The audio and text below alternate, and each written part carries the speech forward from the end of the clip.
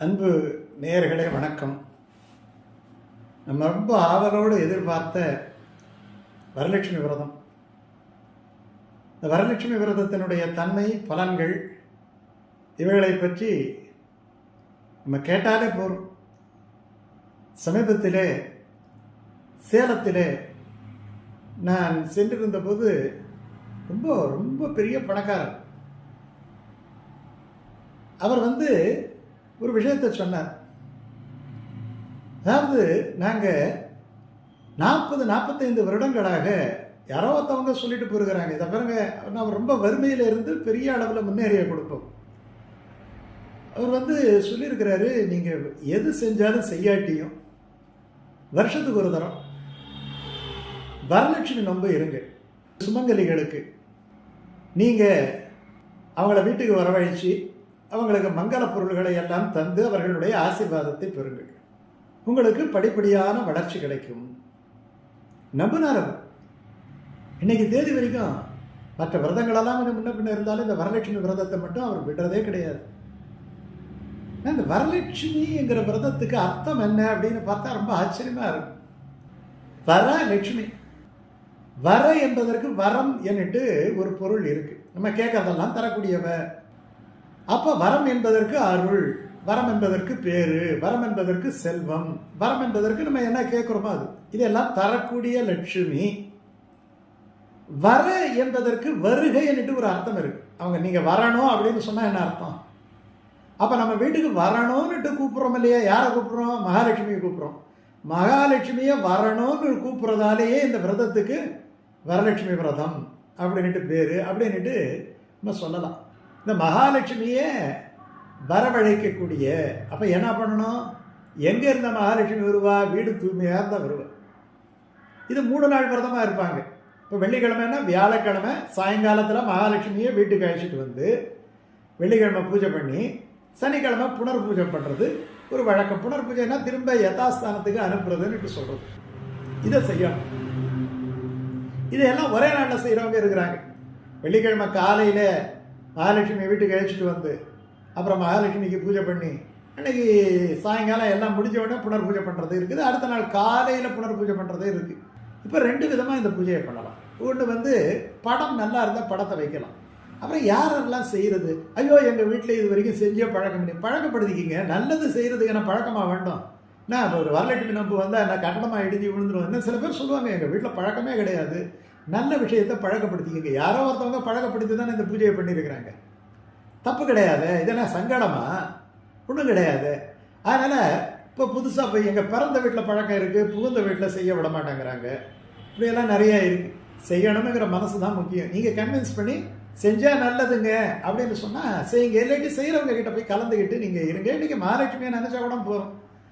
அதனால் நீங்கள் யார் செய்யலாம்னா புகுந்த வீட்லேயும் செய்யலாம், அப்புறம் தான் பிறந்த வீட்லேயும் செய்யலாம், எந்த இடத்துல வேணாலும் செய்யலாம், யார் வேணாலும் செய்யலாம். அடுத்தது காசு மட்டும் கிடையாது மகாலட்சுமிங்கிறது. சரஸ்வதினா கல்வி. இப்போ மகாலட்சுமி கல்வியை தரமாட்டாங்கிறா அப்படின்ட்டு ஒரு கேள்வி கேட்டால் வித்யாலட்சுமின்னுட்டு இருக்கு. வித்யாலட்சுமின்னா என்ன அர்த்தம்? வித்தையை கொடுக்கக்கூடிய லட்சுமி. வித்தைங்கிறது ஒரு செல்வம் தானே. அப்போ செல்வத்துக்கு உரியவளன்னு சொன்னால் அதுவும் செல்வம் தானே. சரி, வீரவனா துர்கையை வணங்கணும், மகாலட்சுமி வணங்கினா வீரம் வராது. ரொம்ப பேர் சொல்லுவாங்க. அப்படியெல்லாம் கிடையாது. ஜெயலட்சுமி, விஜயலட்சுமி, வீரலட்சுமின்னு பேர். லட்சுமியில் என்ன இருக்கு? வீரலட்சுமி. தானியம், தானிய லட்சுமி. சத்புத்திரம், சந்தான லட்சுமி. எந்த லட்சுமி இல்லை? அப்ப 8 லட்சுமியோட 9வது லட்சுமியா வரலட்சுமியை போட்டு 9 முடிச்சு ஒரு நூலில் போட்டு ஒரு மஞ்சள் சரடலை போட்டு பூஜை பண்ணி அதை நோன்பு சரடா கட்டிக்கிறது அப்படிங்கிறது ஒரு முறை இருக்கு. அப்போ படத்தை வச்சு பூஜை பண்ணலாம், இல்லை கலசத்தை வச்சு பூஜை பண்ணலாம். கலசம் வச்சு எப்படி பூஜை பண்ணுறது? ஒரு வாழை இலையில நீங்கள் நெல்லோ இல்லாட்டி போனால் அரிசியோ பரப்பிக்கிங்க. அந்த நல்ல ஒரு சொம்பு ஒன்று எடுத்துக்கோங்க. அந்த சொம்பு எவர் சில்வர் சொம்பாக இருக்கக்கூடாது. அது ஒரு பித்தளையாக இருக்கலாம், இல்லை செம்பாக இருக்கலாம், இல்லை வெள்ளியாக இருக்கலாம். வசதி இருந்தால் வெள்ளியாக இருக்கலாம். ஒரு செம்பு, ஒரு தேங்காய் வைக்கிற மாதிரி வாய் அகலமாக இருக்கக்கூடிய ஒரு செம்பு. அதில் நல்லா நூலை சுற்றிக்கிங்க. நூலை சுத்த தெரியலன்னா ஒன்றும் பிரச்சனை கிடையாது. நீங்கள் மஞ்சள் குங்குமம் வைங்க. அதுக்கு பிறகு மேலே கொஞ்சம் மாவிலை செருகி அதுக்கு மேலே ஒரு தேங்காயை வைத்து அந்த தேங்காயில் மகாலட்சுமியினுடைய படத்தை வரைந்து கொள்ளலாம். இது ஒரு முறை. இல்லை இந்த தேங்காயிலேயே மகாலட்சுமி படம் நிற்குது எல்லா இடங்கள்லையும். அது சாதாரணமாகவும் இருக்குது, வெள்ளியிலேயே இருக்குது. வெள்ளியிலலாம் 5000 ரூபாய் 6000 ரூபான்னுட்டு வெள்ளி முகங்கள் இருக்குது, நகைக்கடையில் கிடைக்கும். அதை செஞ்சு அந்த முகத்தில் கிரீடங்கள் எல்லாம் வச்சு நிறைய ரெடிமேட் நகைகள் எல்லாம் இருக்குது, போடலாம். நம்ம நகைகளையும் போடலாம்.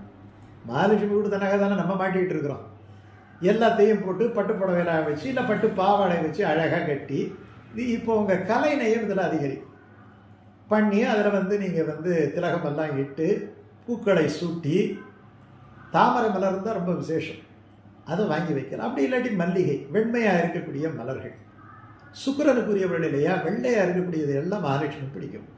அப்படி மலர்கள் எல்லாம் அலங்கரித்து சந்தனம் குங்குமம் எல்லாம் வைத்து குத்து விளக்கு ஏற்றி வச்சு, முக்கியம் மகாலட்சுமிக்கு இனிப்பு பொருள் ஒரு சக்கரை பொங்கல், பால் பாயசம், பருப்பு சுண்டல், அது இது என்ன வச்சு வைக்கலாம்.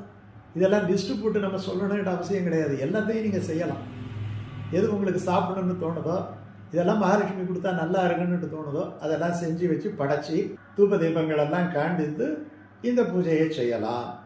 செஞ்சுட்டு அடுத்த நாள் இதே மாதிரியே ஒரு தூப தீபம் காமிச்சு புனர் பூஜை பண்ணி, மகாலட்சுமி எங்கள் வீட்டுக்கு வந்த, எங்களெல்லாம் கைவிட்டுடாத, எல்லா சகல செல்வங்களும் நீ எங்களை தந்து ஆட்கொள்ள வேண்டும், நல்ல புத்தி என்கிற செல்வத்தை தந்தால் பாக்கி செல்வத்தை நம்மளே சம்பாதிச்சுக்கலாம், இதை நீ தர வேண்டும் அப்படின்னு மனமுருக வேண்டிக் கொண்டு, ஏதோ இதே மாதிரி வருஷம் எங்கள் வீட்டுக்கு வரணும், இப்போதைக்கு உனக்கு நிறைய வேலை இருக்கும், ஆகையினால யதாஸ்தானம் பிரதிஷ்டா பையாமி அப்படின்னுட்டு சொல்லி ஒரு துளி தீர்த்தத்தால் அப்படியே சுற்றி நம்ம இந்த மந்திரத்தை சொன்னோம்னா யதாஸ்தானத்துக்கு மகாலட்சுமியாக அனுப்பி வச்சிடலாம். அதுக்கப்புறம் அந்த கலசங்கள் எல்லாம் நம்ம அப்படி நகர்த்தினோம்னா யதாஸ்தானம் போன மாதிரி.